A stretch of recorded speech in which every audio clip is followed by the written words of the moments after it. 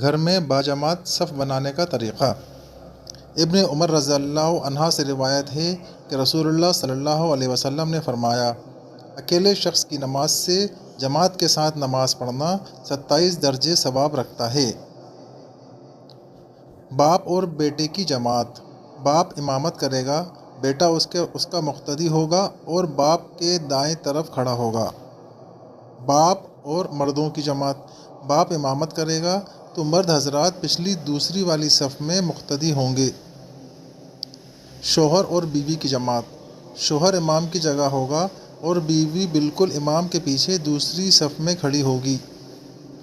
شوہر، بیوی اور ایک مرد کی جماعت۔ شوہر امامت کرے گا، ایک مرد اس کے دائیں طرف کھڑا ہوگا اور بیوی امام کے بالکل پیچھے دوسری صف میں کھڑی ہوگی۔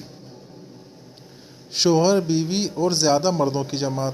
شوہر امامت کرے گا، مرد پیچھے دوسری والی صف میں ہوں گے اور بیوی آخر تیسری والی صف میں ہوگی۔